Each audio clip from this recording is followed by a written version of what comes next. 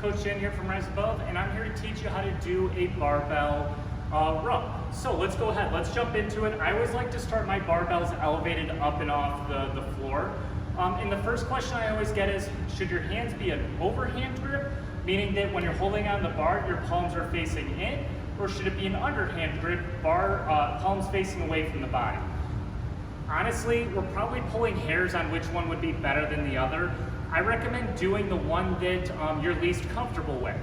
With that being said, as I'm demoing this, I'm going to demo both for you, and like I said, if there's one that you're more comfortable with, I'd recommend going to the opposite one because that's probably the area you need to work a little bit more on. But with that being said, if you only stick with one or the other, no big deal whatsoever. So I'm going to go ahead and start with a double underhand grip on this. The form on both is going to be exactly the same. Nothing is going to change on this. So you're going to go ahead, you're going to approach that bar. I don't really have a ton of rules in terms of where to put the feet. Honestly, go with what is most comfortable for you. I prefer about shoulder width on this. And again, it's play around with it and say, see what you like, and then go from there. The next thing is the hands. We have to make sure that they're equal distances away from the center. So you make sure you're using your grip switches, meaning going from smooth to the rough grip, and say that's where basically every time there's a switch there, that means you're equal distances away from the center. So make sure you're playing around with that as well and making sure your hands are equal distances away. I like to go basically a thumb's distance away from the first power ring.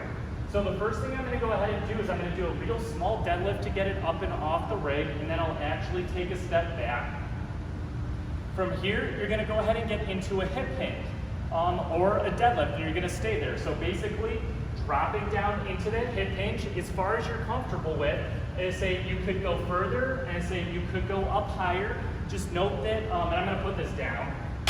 Just note that, and I say the more hip hinged you are, the harder it's going to be versus being a little bit more upright.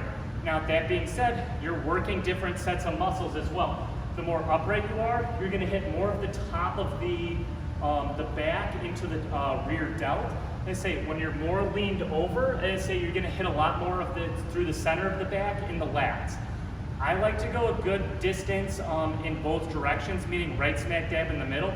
So I'm hitting a little bit of rear delt and a lot of the mid back, I say, and trap. So let me go ahead and get back into it. And I'm going to go ahead and deadlift it all the way up this time. I always will start from this position. And say the reason being is if you try to go from the floor and you have roundness through your back and you come up to here, you're not going to hit the muscles you're supposed to. So always start in an upright position and then drop it down into your hip hinge. That way you can ensure you've got a nice flat back through the movement. So let's go ahead, let's try this one more time. It's say deadlifting it all the way up, dropping down into my hip hinge.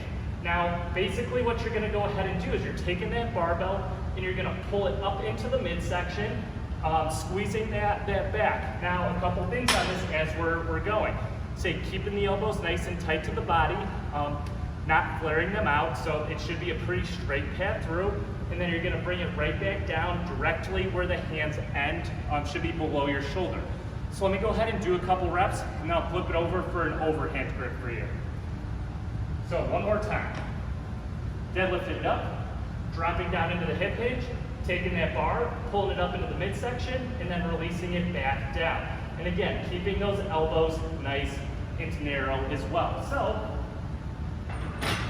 I'm going to go ahead and put it back.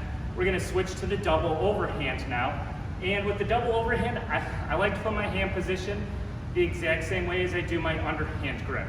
Nothing is, like I said, going to change about the form. It's your hands are going from this to this. And that's it. So let me go ahead. Let me demo that up for you real quick. Stepping it back, dropping down into that hip hinge, taking that bar, pulling it up into the chest, and then bringing it back down.